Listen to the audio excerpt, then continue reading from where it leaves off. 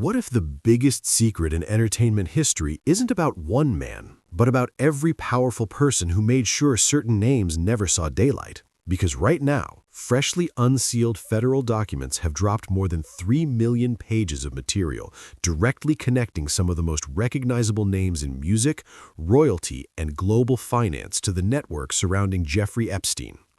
And one name, one that was supposed to be completely untouchable, keeps surfacing over and over. But here's the part that isn't getting nearly enough attention. It's not just about who showed up at those parties. According to multiple sources and ongoing legal proceedings, it's allegedly about what was being offered when they got there. Drink there. So you're sitting down there having cocktails while Bill Clinton's getting a massage from some girl who's rubbing her tits against the back of his head while she's massaging him. Yeah. He's like, "Yeah, that's really interesting. Hey, I'm kind of tired. I'm gonna take." And I think they all thought that it was this lovely exchange of powerful people and brilliant people, and then they were just getting dirt on all of them. Guys cheating on their wives, guys whether knowingly or unknowingly having sex with underage girls. Everybody And wants to be. maybe some guys that was their thing. Sure. Because it seemed like with Epstein that was his thing. Yeah. You know what? This is a labor of love for Jay, and as a result, he's my friend. We're here to talk about that and nothing else. Control me. They control Jay-Z and Beyonce, But not you, man. but they can't control me. You No, see, it you. ain't no name I won't name. Chris Tucker that we got now is Epstein Island Chris Tucker, not Smokey. That right there is someone who was reportedly inside those circles. Not at a business dinner, not at a charity gala, at a cocktail party where, according to victim testimonies and court filings, the real currency being exchanged wasn't money, it was leverage. According to multiple accounts reviewed in the newly released documents, powerful men attended these gatherings knowingly or unknowingly, and they were allegedly being recorded the entire time. Some reportedly had no idea, but others, according to sources cited in the files, absolutely knew what kind of operation they had walked into and came back anyway. And what do you It's kind think of she like- gets out of it? Well, she gets money. When you bring models or people that can easily be manipulated, you get funded. You get funded. How does she own an island being a supermodel? I didn't know she owns an island. Yeah, she owns an island. But this is crime scene investigation. Yeah. But it opens your eyes to things that you never even thought of, and I connect all the dots slowly, but it all. Here's the thing that should stop you cold. According to reports tied to the newly unsealed Epstein files, at least 7 public figures have effectively vanished from public life since the documents began dropping. Not a hiatus, not a press break, gone. Some of these names reportedly appeared in the files over 1,700 times. One allegedly lost their entire career almost overnight. Another was stripped of their royal titles, not by a court, not by the public, but by his own mother. And before we get into the names themselves, you need to understand what kind of machine was actually running here, because none of this was accidental. This was allegedly a system, allegedly designed, allegedly funded, and allegedly protected for decades. I eat that. How old are you? 12. Oh, okay. Only to 10. Okay, that's good. That's good. Children and violence. Is to have the consistency of young human flesh. It's spongy. It has life to it. You're with a guy with brightly colored undergarments, and you got soft human flesh in front of you. You're in a weird place. I'm looking forward to this. This is really, really. And people, adults, the moms, the dads, right there on Target commercials, right there on Walmart commercials. No, they eat babies. That is not bullshit. It's true. According to prosecutors and court-confirmed testimony, Jeffrey Epstein operated a trafficking network that spanned multiple countries, multiple residences, and some of the most influential circles in the world. He didn't just attract the powerful, he reportedly collected them. And the method, according to victim accounts and evidence submitted in multiple legal proceedings, was startlingly simple. You bring people in, you let them get comfortable, you surround them with beautiful people, and then, according to numerous testimonies, you make sure the cameras are already running. Hidden camera footage reportedly seized during a 2005 raid on Epstein's Palm Beach property appears to support exactly that. And here's the disturbing detail. Epstein allegedly died before a single one of those powerful names could be forced to answer for it in open court. Everything. The only solace for me is that when a group of people who've experienced trauma of this kind come together united against a common enemy, there's a very special bond between us. Painful bond shared among these 6 women sitting together for the first. The footage from that raid is grainy, almost unwatchably low quality, but investigators who analyzed it frame by frame reportedly identified what appears to be a concealed recording device embedded in the property. At one moment, a figure who investigators believe to be Epstein himself glances directly toward the hidden lens.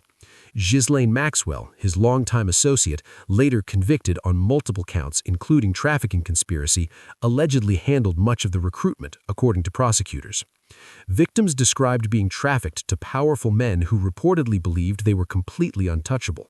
And for a very long time, according to newly emerging evidence, they were right. He knew in his life he likes to see them a lot. So I went there a whole bunch of times and, it led to, unfortunately, he forced me to have sex with him. Now let's talk about the royal family, because this is where the story goes somewhere even most people weren't prepared for. Prince Andrew, Duke of York, had been loosely linked to Epstein for years, but the scale of that connection, according to documents now released, reportedly went much further than what was publicly admitted. He allegedly stayed at Epstein's properties in New York and Florida, traveled on the private jet multiple times, and visited the private island. And then in 2010, just months after Epstein walked out of a conviction that critics widely described as shockingly lenient, Andrew was photographed strolling casually through Central Park alongside him, a convicted offender, in plain sight, while photographers were watching. You've been on his private plane. Yes. You've been to stay on his private island. Yes. You've stayed at his home in Palm Beach. Yeah. Guest at Windsor Castle and at Sandringham. He was brought right into the heart of the royal family at your invitation. But certainly at my invitation, not at the royal family's invitation. But remember that it was his girlfriend that was the key element in this. He was the, as it were, +1 to some extent in that aspect. Am I right in thinking you threw a birthday party for Epstein's girlfriend, Ghislaine Maxwell, at Sandringham? No, it was a shooting weekend. A shooting weekend. Just a straightforward shooting weekend. But during these times that he was a guest at Windsor Castle, at Sandringham, the shooting weekend, we now know that he was and had been procuring young girls for trafficking. We now know that. At the time, there was no indication to me or anybody else that that was what he was. Then came the BBC interview, and honestly, if you haven't watched it, you need to, because it is one of the most extraordinary pieces of television in recent memory. Andrew sat down, reportedly, to clear his name. What happened instead was something else entirely. He claimed he couldn't have been where accuser Virginia Giuffre alleged he was that night because, according to his own statement, he was at a Pizza Express in Woking, a Pizza Express, as an alibi. He also reportedly told the interviewer that he had a medical condition preventing him from sweating, allegedly stemming from an adrenaline condition he claimed to have developed during the Falklands War. The public reaction was immediate, savage, and lasting. The interview meant to rehabilitate him reportedly accelerated his downfall instead. He stripped his brother of all titles and evicted him from Royal Lodge over his connections to Epstein. And now Andrew has appeared again in a trove of 3 million newly released files. Buckingham Palace has declined to comment, but insiders reportedly said providing testimony is now a matter for Andrew and his conscience. They also said those who have information that could help with the investigation should participate in any inquiry. It is also understood King Charles was not aware of the connections between his brother and Epstein in the files before their release on Friday. Buckingham Palace appears to be learning about the new material at the same time as the public. Palace sources have said that demands to speak to authorities is a matter for Andrew, but it is also a matter for his conscience. It is telling that the palace continues to refer to its statement issued after the October stripping of titles, when a spokesperson said these censures are deemed necessary, notwithstanding the fact that he continues to deny the allegations against him. The King and Queen also pointedly stated last October that their thoughts and utmost sympathies have been and will remain with the victims and survivors of any and all forms of. Virginia Giuffre alleged, and this is has not been proven in court that Epstein and Maxwell trafficked her to Prince Andrew, Duke of York, when she was 17 years old. Andrew has denied all of it, consistently, categorically, and repeatedly. But in February 2022, he settled with Giuffre for an undisclosed sum rather than face a trial. Most legal analysts publicly interpreted that as a tactical decision to avoid what could have been devastating courtroom exposure. Then, in January of that same year, Queen Elizabeth II, his own mother, stripped him of his military titles, his royal patronages, and his HRH designation. And then King Charles III reportedly had him removed from the Royal Lodge entirely. Buckingham Palace declined to comment on the newest file releases, with palace sources reportedly stating that any decision to cooperate with investigators remains, quote, a matter for Andrew and his conscience. Our next documentary is going to be on Harv. I've been telling y'all that mother has been up to some diabolical, and now y'all going to get it. But now here's where the story pivots, and this is the part that has the internet completely unraveling right now. When the Department of Justice released its most recent batch of Epstein materials, a name appeared that nobody in the music industry was prepared for. According to reports based on the unsealed files, Jay-Z, born Sean Carter, was referenced across multiple documents, with his name allegedly appearing hundreds of times in connection with Epstein's network. One document reportedly contained a communication from a major financial executive telling Epstein that the reason the public hadn't risen up against the elite was because the population had been allegedly pacified through entertainment, and that Jay-Z was, according to that document, central to that cultural influence operation. That specific claim is disputed and has not been independently confirmed, but the document reportedly exists. It wasn't in the Epstein files. Was Diddy. And this person said the reason why Diddy wasn't in these files was because he was his competition. So I was like, man, he was whose competition? Epstein.